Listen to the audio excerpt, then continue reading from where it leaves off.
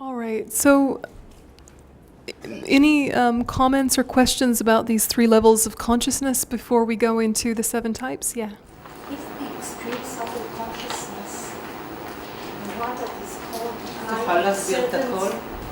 is the extremely subtle consciousness is the one that is called the I in certain schools?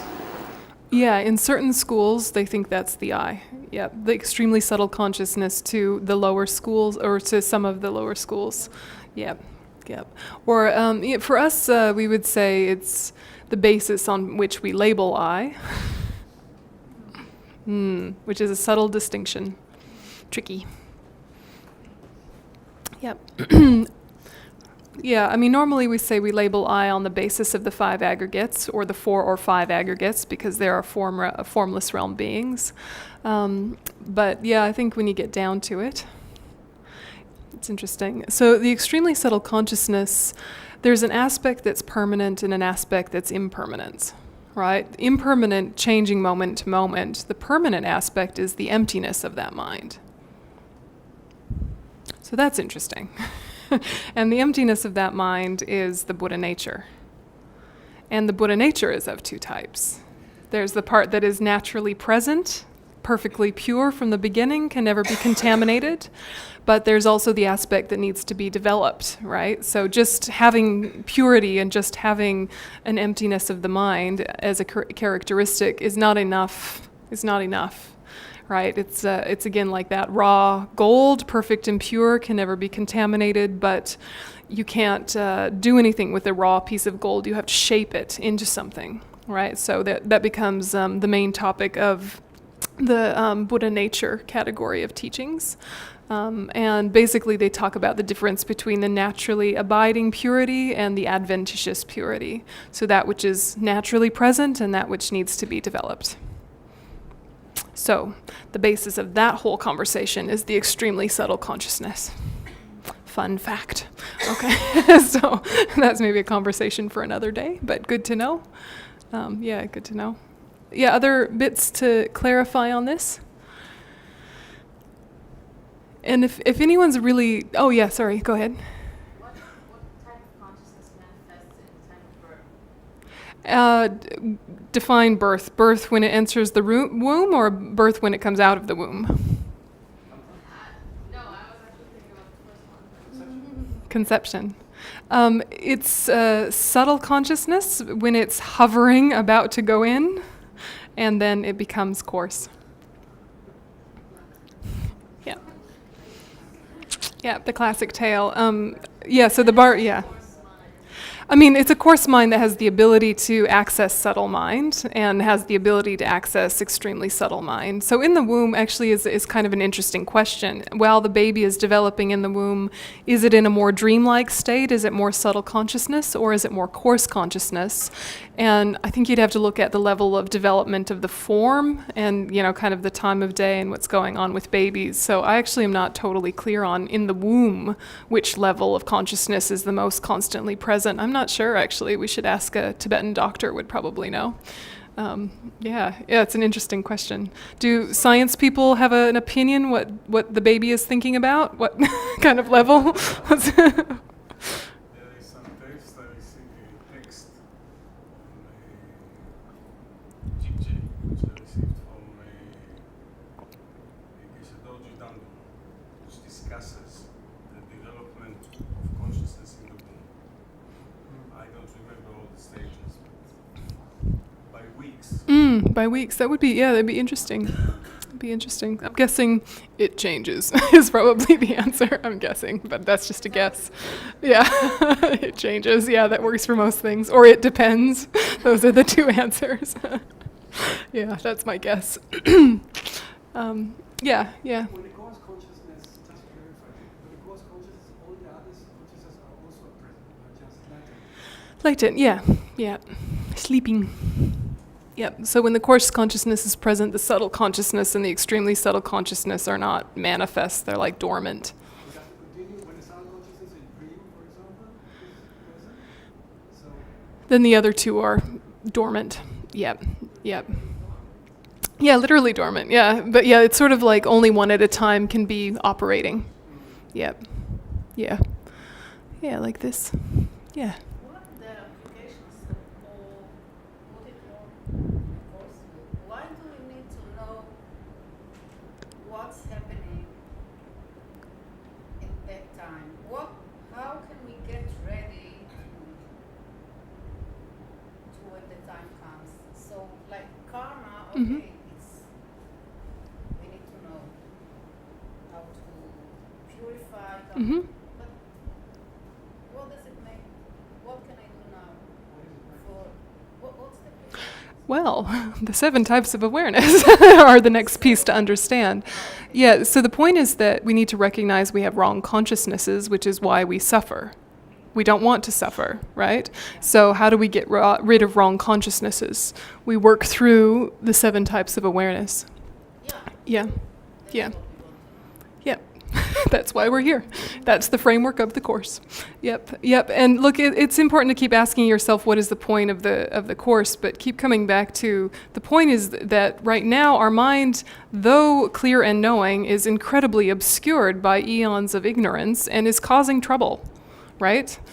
We are hurting ourselves, we are hurting others unnecessarily. We want to remove that suffering and achieve happiness, right? And so, you know, there are ways to achieve temporary happiness without learning any of this, but we've been doing temporary happiness all of our life and lifetimes, and it has not yet led to our awakening. Yeah, we've been having temporary pleasures after temporary pleasures, and they last for a while, then they finish, then we want a new one. And the question has to be for us as individuals, is this how we want to live our life? Do we want to be animals? Yeah? And if we want to live like animals, then we should be animals because they don't cause so much trouble living like animals. Us living like animals has destroyed the planet, right? Just getting what we want, making the housing we like, getting the mates that we like, having the entertainment we like. If we were animals doing that, it would be fine, right? We'd just be like digging a little hole. Oh, I need more leaves in this hole. Let's get more leaves. No problem. Yeah, but for us, we have all of this waste product and all of this consumption and all of these wars between us, and don't hurt just our own species with our little conflicts. We hurt lots of other species with our conflicts. So is it actually appropriate for us to live like animals? Just thinking about housing, thinking about entertainment, thinking about mating, thinking about safety. Those basic things are important, but if that is our whole life, we are wasting our human potential and probably causing a great deal of destruction, right? Which is why we're here, right? Because we want to live differently. I'm guessing, right? Right? Or we want to live differently, right? want to. Yeah, depending on the day.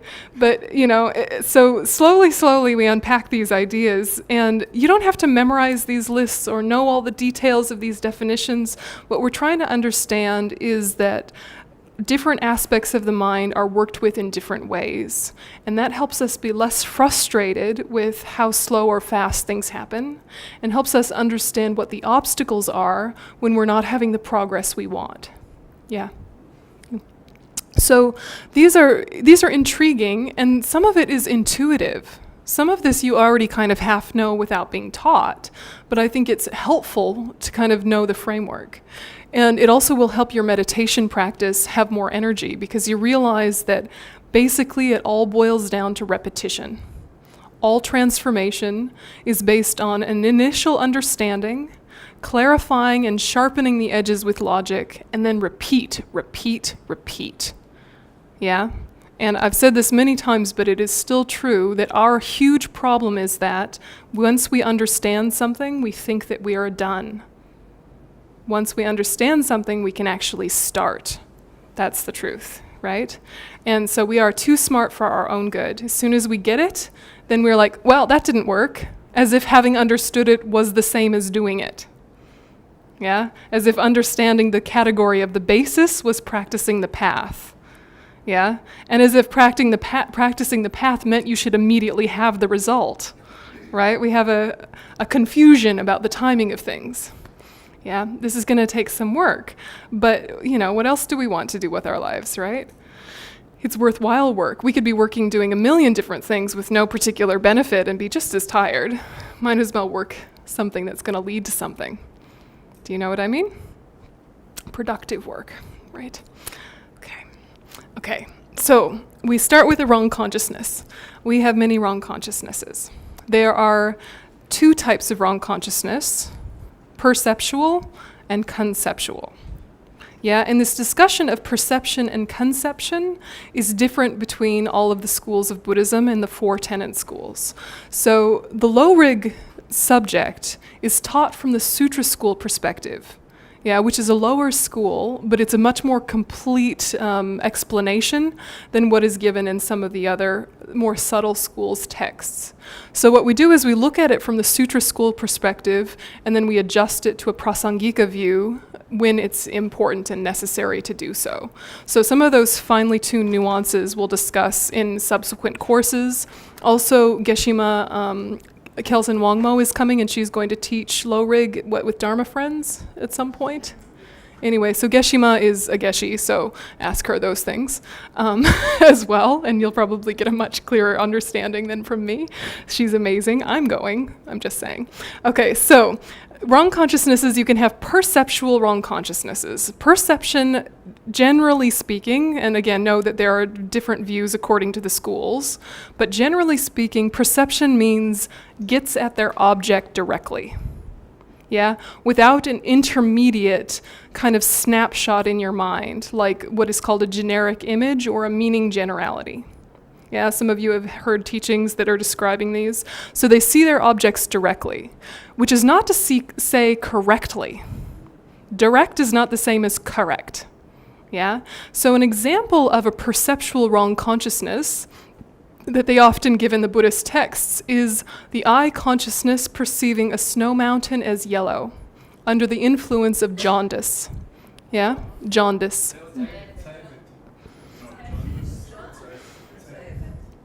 Yes, help me with the Hebrew. Do you know this disease, jaundice? Makes things seem yellow?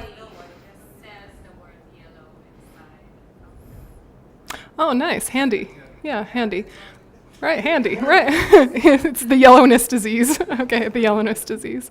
You're with me. So a snow mountain is white, right? An eye consciousness that is not perceptually wrong will see a snow mountain as white. So a perceptual wrong consciousness would be an eye consciousness perceiving a snow mountain as yellow under the influence of jaundice. Make sense? Because it really does see yellow, right? It directly sees yellow snow mountain, but it's wrong because the snow mountain isn't yellow. With me? Right. Okay, so that's not causing too much trouble, right, generally speaking, but conceptual wrong consciousnesses are the point of meditation. Yeah, conceptual wrong consciousnesses like viewing the eye in your own mental continuum and holding it to exist inherently, right? Or thinking that a person is permanent. These are wrong consciousnesses, yeah? And so these wrong consciousnesses can be overcome through the power of reasoning and repetition, but not just like that, not just by hearing the words. There's a process the mind has to go through. It's like a maturation or maturing process. So again, taking a step away from the content, remember that this helps you with the frustration you feel when you've understood something intellectually and yet nothing is changing yet. Yeah? This should help us with that. The fact that there are many things about the Dharma that we already understand very clearly and even agree with very deeply, and yet don't behave in accordance with that or don't have consistency with that.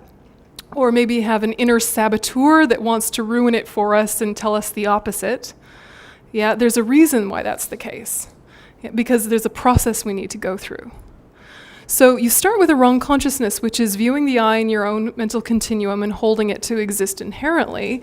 And then you come across teachings, right? And someone says, guess what? Everything is empty of inherent existence. The I is empty of inherent existence because it dependently arises.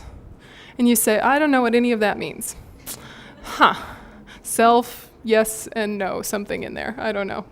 So you hear the word dependent origination. Maybe that is intriguing. What does it mean for something to dependently arise? Arises in dependence on what? causes and conditions maybe, or parts, or context, or mind's imputation on a valid basis, and you start to unpack it a little bit, and then you trigger a doubt. And the doubt goes, I still think there's a self. At the core of me, there's a little permanent unitary self. There's a core, there's a soul, there's a something that has been with me from beginningless time or been with me just this life at conception or whatever you believe. You still think there's a self there, but a corner of your mind has doubt. It goes, but,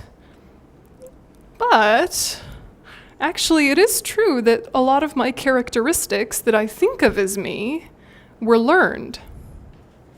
Yeah? Part of you goes, wait a minute. Yeah? So you still think there's an inherently existent self. You have some conviction there, but a little window has opened up where you, maybe the first time you came across some pop psychology and you realized a lot of your behavior came from your parents and you were like, oh, that's why I do that weird thing. Thanks, Mom. Right? And you had a little moment of insight. Right? Or you realize that the reason why you trust people too easily or don't trust people at all is based on some early relationships in your 20s that went poorly, and you go, oh, it's not out of nowhere that I have trust issues, it's from that time. That triggers, right? So you're realizing there's been cause and effect that has influenced or informed your personality, just your surface adult person's personality. Never mind beginningless lives, never mind subtle consciousness, just your surface me is influenced by many things, right? And so you have doubt, and it starts to shake. It starts to shake, and you start to say, well, maybe I inherently exist, and maybe I don't. And that's what is called equal doubt. So you started with doubt tending away from the fact, right? It was not going in the right direction, but there was at least a little bit of a wobble to your wrong consciousness. Your wrong consciousness had a wobble, yeah? And then you started having even doubt where you kind of went back and forth. You were vacillating, back and forth. Okay, I inherently exist. Maybe I don't inherently exist. Yeah, right. No, I do. I definitely do. Right? And do you know this point in your mind where you've really thought, okay, intellectually I get the whole thing about causes and conditions, I get the thing about parts, but experientially it sort of feels like I'm the same as I was as a child, and I've just built experiences on top of that person, or added experiences to that person, or extracted traits, but there's still some sort of little core there. But maybe there's not. Yeah, you're vacillating, equal doubt. And you do that enough, and you keep going to teachings, you start having doubt tending towards the fact that goes, actually, probably, I don't inherently exist. Uh-oh, that changes everything. Who am I? Who are you? What should I do with my life? What is the cause of suffering? Oh my God, but it's going in the right direction. And there's a very famous quote from Aryadeva's 400 stanzas that saying even correct doubt regarding the nature of existence leaves samsara in tatters. Yeah? Leaves samsara in tatters. Even having correct doubt. Yeah? Which is to say that correct doubt is incredibly powerful. You're not even 100% sure yet, but you start to live very differently. Yeah? Doubt tending towards the fact. So if you are pretty sure, but not 100% convinced, but 90% convinced that all phenomena are empty of inherent existence because of being dependent arisings, how does that change your life and your worldview? Just that. It shakes the whole foundation of what you think is good and bad, or right and wrong, what you think is necessary or unnecessary, who you are in relation to others, when you think deeply about it, doesn't it? Which is the very thing that starts to interrupt the flow of samsara. Yeah? Sometimes there is a third situation where somewhere, which I don't know what it is, you are totally convinced that there is no self, there's no pure, you feel it. Mm. But it's a moment, and then you life starts, and everything comes back, and even sometimes you don't understand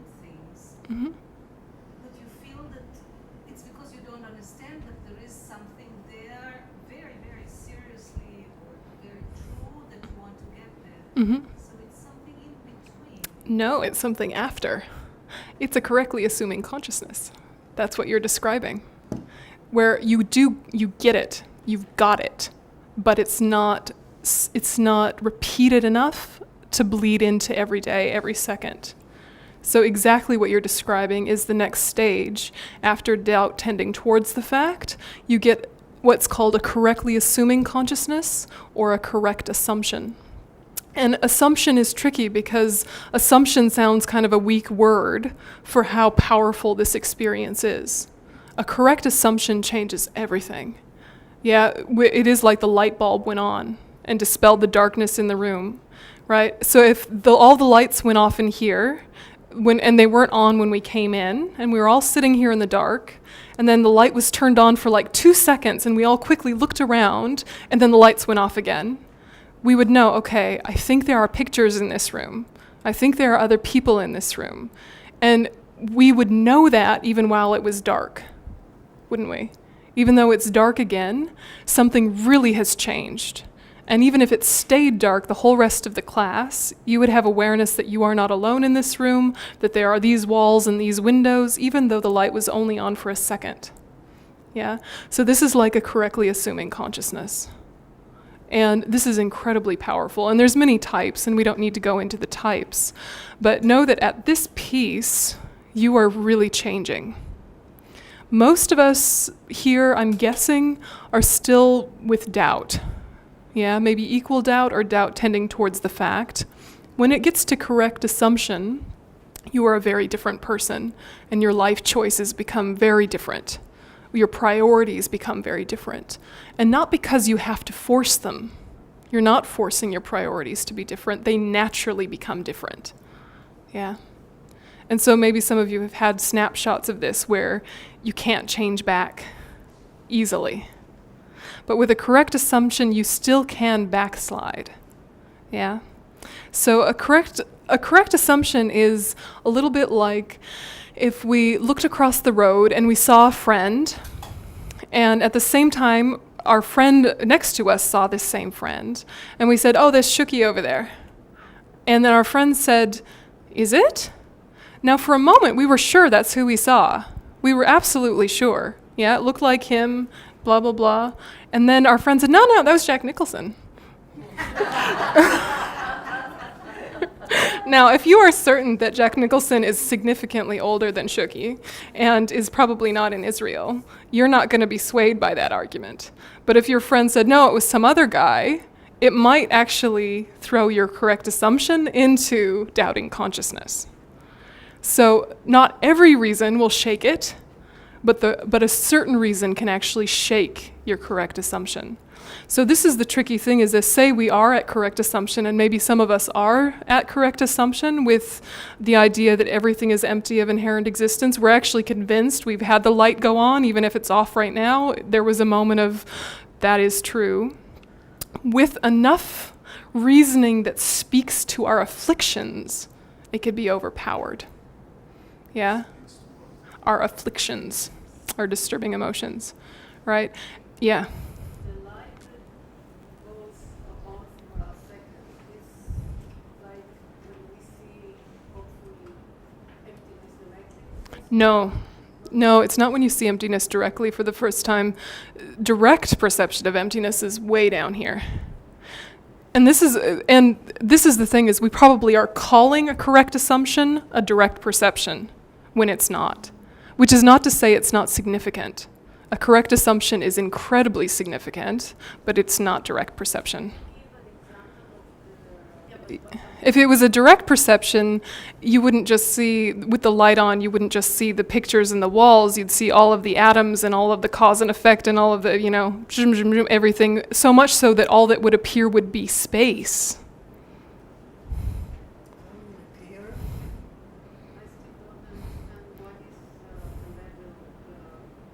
Correct assumption. Yeah. When it happens. What happens? When I get to the level, when do I know that I am full in the when you are absolutely convinced that everything is empty of inherent existence, so much so that your life has changed in ways that your friends and family have noticed, perhaps. Yeah, but you're not. I cannot be completely sure until I see everything. Sure, yeah, absolutely. You can't be, I mean, you're sure, but you're not totally sure. But there's a sureness in you that has changed your life. But if you came across a very charismatic teacher from another tradition who was maybe smarter than you, that had really convincing arguments about why the self was inherently existent, they might be able to change your mind because the experience wasn't quite deep enough or repeated enough to be unswayed by other influences. Right now, it's not swayed by other influences, so it's having a really good effect in your life. But someone much smarter than us, much more charismatic, could maybe convince us otherwise if they were really clever. Yeah? So when it's a correct assumption, it's still not anchored. Exactly. It's a powerful assumption. Don't minimize what a big deal it is. It's a huge deal to have this correct assumption. Changes everything. But I think if we're honest, even if we are at this level, and maybe some of us are, I think maybe some of us are at this level, a very convincing, naughty person could take us somewhere else. Yeah? Yeah? Yeah. I still don't understand what is the difference between conception and perception, and is the doubting consciousness when you're leaning towards one side, the other side is the like when you get a little bit the emptiness idea. Is it a conception? Is it like intellectual? It's a conception. understanding? Yeah. Or when you get to the correctly assuming, is the assuming is it intellectual? These are all conceptions, okay? So wrong consciousness can be perceptual or conceptual, but these guys here, for the most part, in our experience, are conceptual. So remember, again, the reason I haven't talked about perception and conception in more detail is there is a difference in view between the different tenet schools about what it actually means, and that kind of needs its own conversation. Yeah, the 4 tenet schools, yep. So in general, perception means gets at its object directly. In general, conception means gets at its object via a generic image, right? So a generic image is basically it's kind of your frozen in time thought about something that is actually something that is moving and changing moment to moment, yeah? And so conception is not accurate. Yeah, it's mistaken. All conceptual consciousnesses are mistaken in this way. But it doesn't mean they're wrong, right? So a conceptual consciousness could think everything is empty of inherent existence, so it's not a wrong consciousness, but it's still mistaken because there is the appearance of true existence, even though you're trying not to believe it. Yes? It still looks like everything exists from its own side. We just are trying to know better. Yes? Yeah. So these doubting consciousnesses, they're, of these 3 types, right? Tending away, equal, tending toward. But once we're convinced with certainty, we have a correct assumption. And that correct assumption remains as an assumption until we repeat it with enough correct reasons. And it's through the power of correct reasons that are repeated over time that it moves into what's called a subsequent cognizer or a subsequent cognition. So it's like debate. Hmm? It's like debate. Yeah, it is. It's like debate. Yep, and this is used in debate. And debate is what helps you understand these in relation to whatever object you're trying to understand. And so to get something through the power of a reason, our school, the Middle Way Consequence School, does something called throwing a consequence, which is an incredibly powerful logical tool to make you get something that you were very close to getting. So this isn't a conversation you can have with someone who has a dramatically different worldview. It's a conversation you have with someone who is almost there. And if we know from our experience, when we've given advice to someone, it only works if they are this close to getting it themselves. Yeah? And so what we have is someone who is a correct respondent, who's on board with some of the right pieces of the argument. But what we're doing as a consequentialist is we're not telling them the answer. We're throwing something at them that's going to make them figure out the answer. For example, take the person, they are impermanent because they are compounded or because they are produced. Yeah? Or take the person, they are produced, therefore they are impermanent. That's a syllogism. A consequence would be to say, take the person, they are permanent because they arise in dependence upon causes and conditions, or because they are produced. And that makes you go, what? Yeah? It's brilliant, right? Because you go, okay, person arises in dependence upon causes and conditions, or is compounded. Yep, I'm with that. But I thought the person was permanent. And the definition of impermanent is arises in dependence upon causes and conditions, or compounded, produced. So wait, I was thinking a person was permanent, but actually they must be impermanent. So a consequence is giving them their own worldview with another view that they're also on board with, and then the person puts together the pieces and unlocks their own ignorance. Yeah? So it's called even throwing an absurd consequence. The absurdity is shown to the person, and they almost laugh themselves out of their wrong way of thinking. But it's not manipulative in that way, because you know that's the discussion you're having. Yeah, but yeah, it is. It's a bit like that. So, you say take the person, they inherently exist because they arise in dependence upon parts, or they're merely designated on their valid basis. The person goes, wait, but if the person is merely designated on their valid basis, they can't inherently exist. Oh, yeah? And doesn't that trigger a much deeper understanding than if you just tell them the whole syllogism as it is? It makes them have that moment of, oh, right. Yeah, so then if they're repeating it from that place of like a deep getting it, it's going to go much faster for them, much more efficient. Yeah, but really practically speaking, this is what we do for ourselves in meditation, in analytical meditation. We're angry at someone. We are convinced we are right. You say, take Sam. He is a bad person because he inherently exists as a bad person is the way I'm thinking right now. But actually, take Sam. He is a bad person because he arises in dependence upon causes and conditions. Then you're like, yeah, right, okay. What are those causes and conditions? Yeah, and you kind of throw out the bad. Yeah, you threw your own consequence. Yeah, you showed yourself your own absurdity.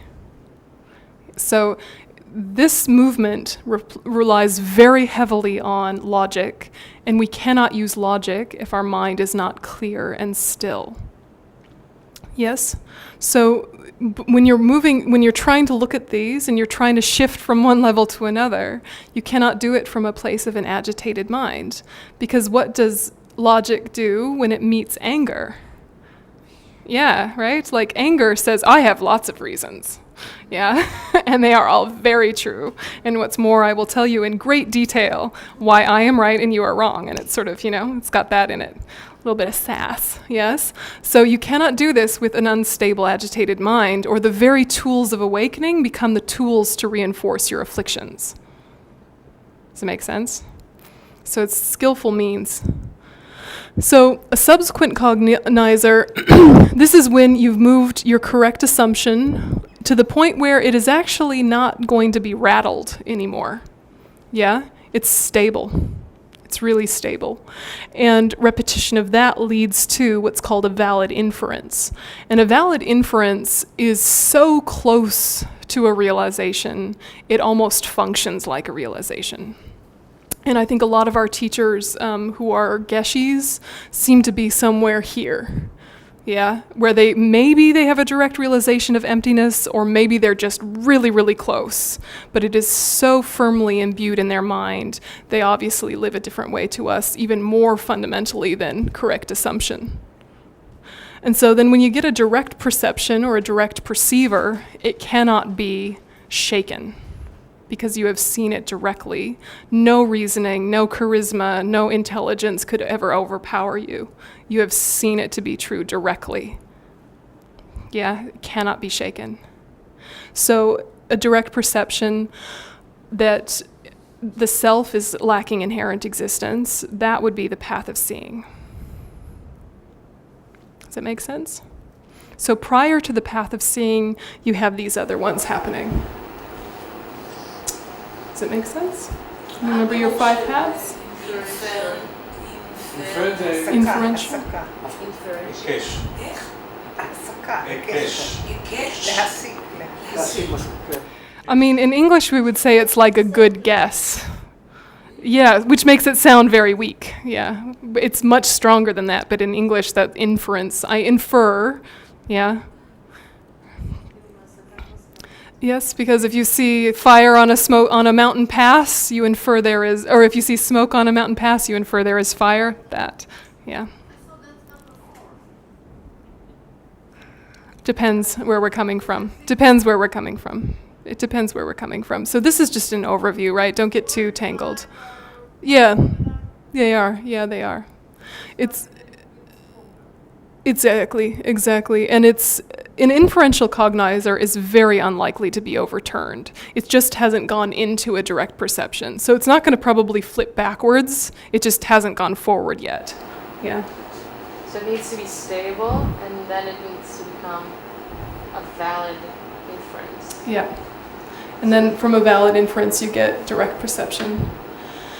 And so this, when we're talking about a direct perception, it's not necessarily something that we've ever touched, but if we know that it's a progressive process, that the main fuel is repetition, yeah, then you can't excuse the fact that you haven't made progress by saying there's something wrong with me or something wrong with it. It means we haven't gone through the process repeatedly enough. Yeah, we're impatient, or we're bored, or we're busy, or whatever reasons we give ourselves, but we haven't thought about it enough, from enough angles, repeatedly enough. We already know how the mind works with repetition, with very basic things. We've done it again and again. When we learned to read, there was repetition and repetition and repetition, and now words pop off the page. We don't need the effort. Same with driving. Right? When you first learned to drive, it was you really had to think about all the things, the mirrors and the wheel and the stick shift and the pedals. It was really active thought, right? Really strong thought. And now you've done it so many times, you just make these decisions without obvious thought. Yeah, you just know to look in your mirror or know to check that. Yeah. It was through the power of repetition. It wasn't a magic ability you came into this world knowing. But it shows you what the mind does with repetition. Okay, so then we have this, what is called inattentive awareness, which is also, some translators call this mouthful, which is an awareness to which an object appears but is not ascertained. Okay, which actually gives you a better sense of what it means, but is a huge mouthful. So inattentive awareness is out of sequence. Okay, so look at numbers 1 through 6 as a sequence of events that you progress through. Inattentive awareness is when you've realized something but you're not thinking of it or you're not directing your attention to it. So an example sometimes given would be if you are reading a book and then a car backfires outside, but you're not worried about bombs that particular year, and so you don't really notice. Yeah, so part of you kind of knows that was what that sound was, but you're totally engrossed in the book. So much so that you didn't even really hear it.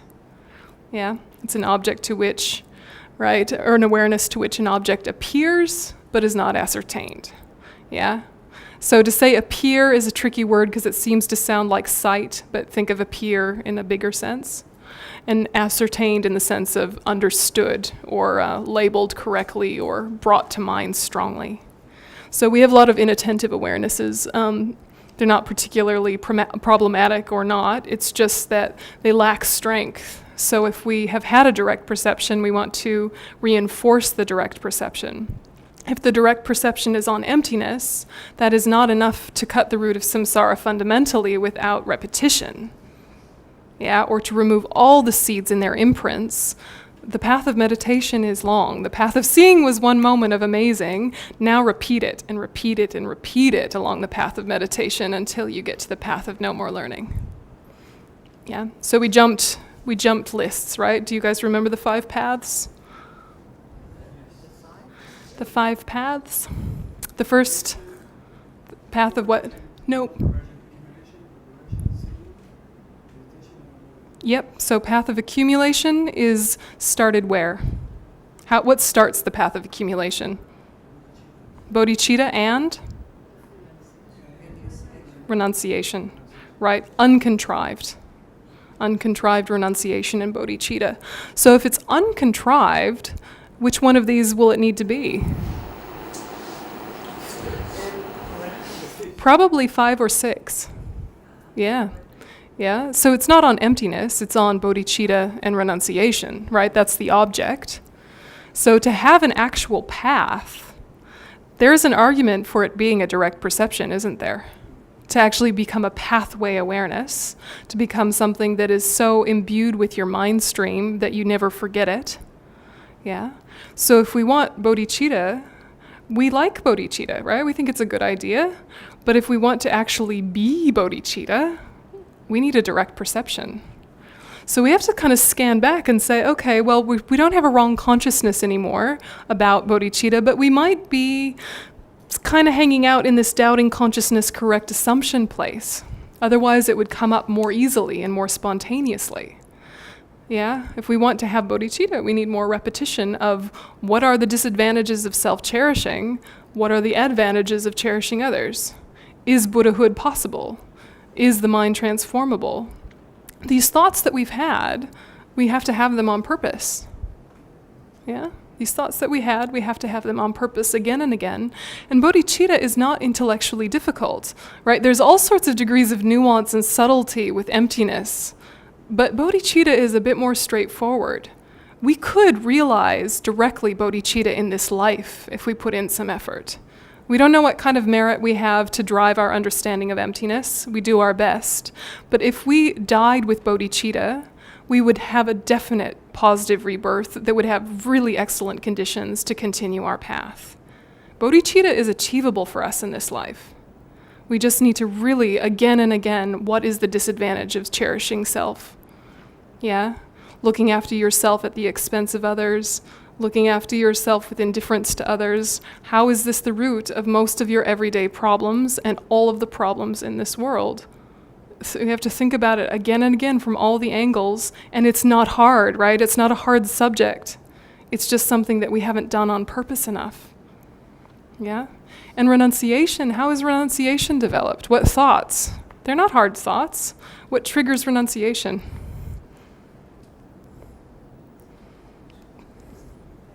What do you do? What do you think about to generate renunciation? The determination to be free from samsara.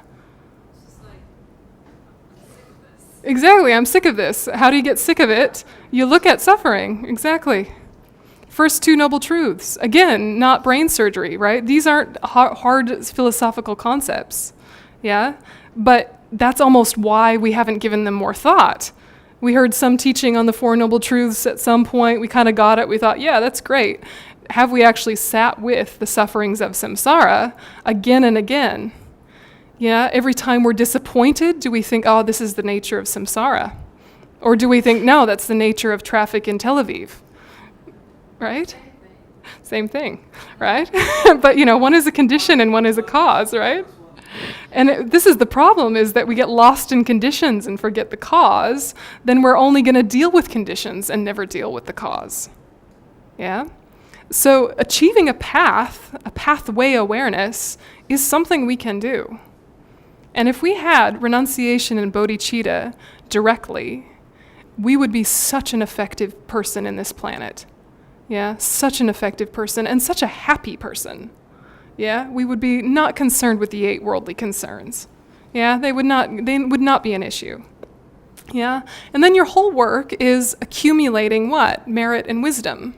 Yeah, that's what you're about. You could live any kind of life, right? You could be a doctor or a lawyer or a cafe barista, right? You could be an artist, you could be unemployed, you could be mooching off your parents, but with a good motivation, right? You could live any kind of life, but if you have a pathway awareness in your mind, you are a momentum gatherer For us, we like get a little bit of momentum and then we get distracted. And, for weeks and months, we're off doing this whole other worldly thing, completely forget our path, forget what those amazing kind of aha moments in class were, and just like get down into the samsara nitty-gritty as if that is all life is about. Yeah? If we had a pathway awareness, we could still do those things, but it would have a lightness to it and a greater context to it. Yeah? So you have the path of accumulation. You're accumulating merit and wisdom, and you're also accumulating stable meditation. Because part of why we don't keep doing what we think is a good idea is because our focus isn't good enough. Too much distraction. But if you had some bodhicitta, you would already be a good meditator, but you would want to be an even better meditator because you would see how powerful the mind can be when it's trained.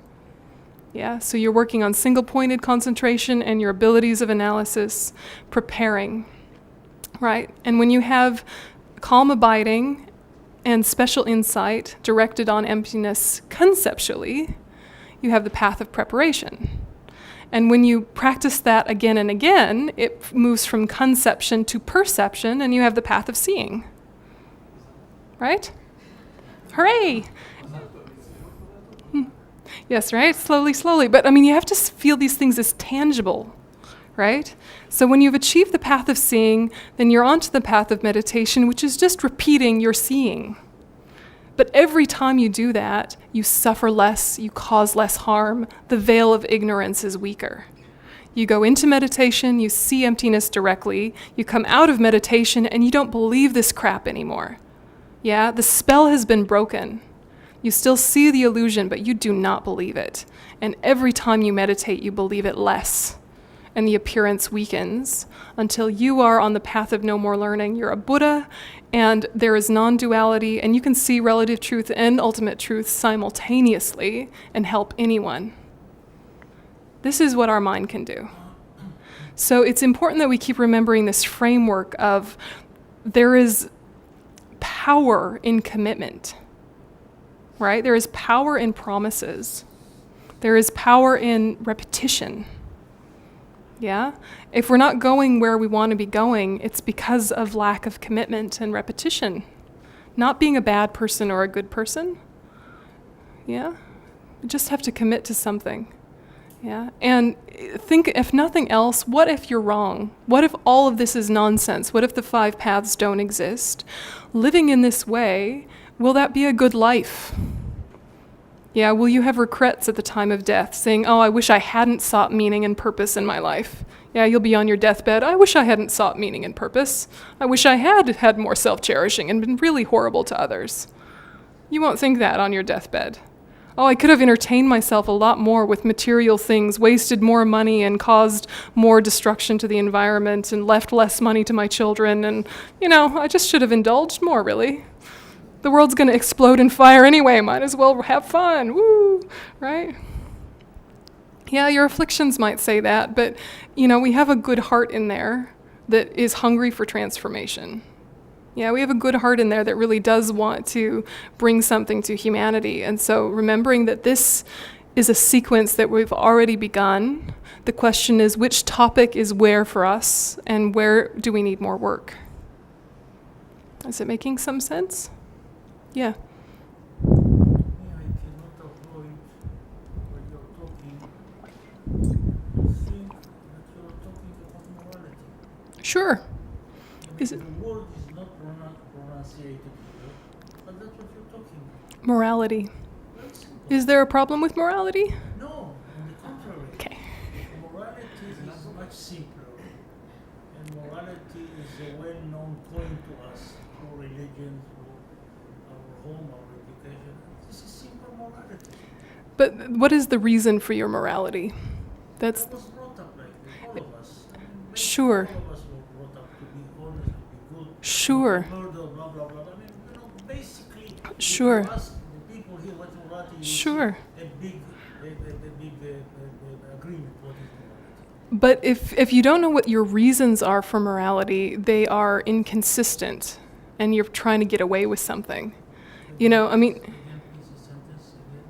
If you don't know your reasons for your morality, Reason is Yeah. If you don't know the basis and have made it your own rather than something your parents imposed or some religion imposed on you, then there's a lack of consistency, and there's part of you that is looking for escape routes or ways to make it okay. There's an inconsistency that makes you less powerful as a person in this world. And, you know, I think that when you have morality imposed on you rather than something you've decided and act from, there is a huge difference. If you feel morality is imposed on you, what is the problem in downloading things from the internet that haven't been freely offered? No one is watching, it's not hurting anyone, right? But if you have morality from your side, you realize it hurts me to take something that hasn't been freely offered because it increases my entitlement morality, my entitlement mentality. And my entitlement mentality is hard for my partner and my family and my coworkers and everyone in this world, and is part of why the world's going to hell. So I'm not going to make this choice if no one's watching, because I'm watching. Yeah? And you might say, okay, I believe not killing unless someone is trying to kill my family, and then, well, to hell with it, I'll kill them.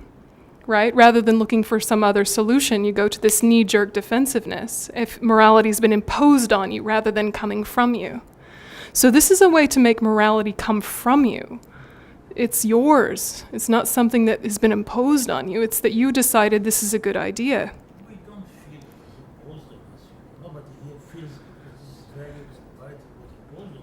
You can ask them. I don't believe I think they do. No, you got no guilt? Sometimes it does. Yeah. you feel it was imposed on you. Not sometimes. I'm asking you, raise your hand. Who feels that morality and rules was imposed on you? I think ask how they live, right?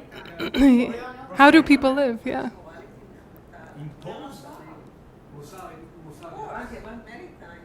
Hmm. Yeah, they also, me also. I think that's, Yeah. I mean, hey, What? when you're Imposed? driving, Sorry? when you're driving, Yeah, when you're driving. All the rules. You keep all the rules when you're driving? Morality, we're not talking about that. What is morality? when you're driving, Yeah. I'm talking about So I'm making a lot of sense. Who is watching? I'm making a lot of sense. No, but this is the thing is that if you feel like God is going to punish you or reward you, or, yes, or the, yeah. Is that a good way to live? Or is it better to think that I want to not bring more aggression into this aggressive society? And so I'm not going to cut people off in traffic, even if that means they sometimes take advantage of me, because I don't want to add aggression to this aggressive place. It's coming from you. Yeah, and it's related to a big picture idea of connecting to all of humanity and all sentient beings. Basic biology would reinforce this. You don't have to be religious, right? In Israel, it's the opposite. Your parents teach you how you ought to be army and not to be a sucker. Exactly. And to cut more the commission and not to let the bank like the toll. Yeah, I know. whose parents? I know. Jewish parents? No, but I feel Lots, that yeah. is Israeli society. But this is the paradox with Israeli society, is that on one hand you're taught not to be a sucker and to make sure that you get the best deal, and on the other hand there's this strong morality that is, woven in somehow, and they're in a little bit of conflict, right? And you see a lot of hypocrisy in all religions because the morality isn't coming from the self and from logic. Yeah? When it's imposed, there is this little wiggle room, or these weird hypocrisies, or this, like, on one side, don't be taken advantage of, on the other side, give to charity, and there's weird paradoxes that arise. Yeah? We're looking for stability in the mind, is what we're looking for. Yeah, stability in the mind to make us effective with what we want to do. And hopefully what we want to do is the greatest possible transformation of the mind. But even if that's not what we want, little bits are going to make a better society. Yeah, so if you feel like you now have to be a good Buddhist, it's the same problem, right? It's the same problem. What we want to do is not, turn gods into demons, as they say, right? Is to ask, what is the benefit to this world and society if I take on board these principles and make them my own? Yeah. And what is the benefit to my own daily life and my own happiness? Because even the traffic example, if you're feeling like, okay, in general, I don't want to hurt anyone while I'm driving, but still, I should go first, right? Then how, what is your level of agitation? And what is your level of kind of entitlement? And that is one of the biggest, every society has its kind of big word faults, and Americans and Israelis are pretty darn entitled. And it is not helping the world, right? Neither one of our countries are being particularly useful in the world right now. We've got our good points, we've got our artistic coolness, we've got our diversity, yay, sure, goes without saying, but we are all as individuals contributing to the whole vibe of a place. So, what can we do to stand in opposition to something that is really damaging? Just because everyone else is doing it doesn't mean it's right. Right? And by you modeling a different way, it can make it easier for people to synchronize and do the same. But if people don't see any other examples of living another way, how will they know it's possible? For a lot of us, we didn't know it was possible until we met some of these geshis or some of these teachers who, like in Tibet, lost their whole country, but did not lose their peace of mind and did not lose their compassion. That is profound. Yeah, and it's possible for all of us. But we might not have known it was possible until we met someone who had done it. So let's be one of those people meet and go, oh, another way of living is possible, right? Even if we see examples like Holocaust survivors, which are they don't hold for and they live their life and they're good, Yeah. but we don't pay attention for this. Yeah. We want this now. Yep, exactly. So it doesn't matter. It's not religion. It's the way people think they understand religion or things like that. Yeah, exactly. It becomes dogma or it becomes fundamentalist. So, the spiritual path is a personal thing. It's a personal thing. But if we know there's a functional way to approach spirituality and there's a dysfunctional way, and we as individuals also alternate between them. Yeah, there are times where we approach Buddhism can be very useful, but we can approach it the wrong way and become just as problematic as any other religion, right? We're not unique in being troublemakers, right? We saw what happened with the Rohingyas and with Burma, and this happens. Fundamentalism can creep into anything, and it's missing the point of that religion. So you're right that we're talking about morality, but we're not talking about simplistic morality or to do with just one group of people or one life. We're trying to talk about this giant morality of what's going to actually lead to a better society and more happiness, more wisdom. Not for the individual, but for the whole, which will then benefit the individual. And not because anybody's watching, but because it's the right thing to do. Yeah, right because effective. Not right because you get a gold star, right? So, you just have to sit with what are your core values? And of our core values, which ones do we not live with consistently? Yeah? You might have a core value that honesty is really important. And then you look through your life and you realize you haven't been honest in several of your relationships, or there's certain times or areas where it comes very easy to exaggerate. And instead of thinking that you're bad, you go, oh, okay, I actually have some doubt about the role of honesty in this area.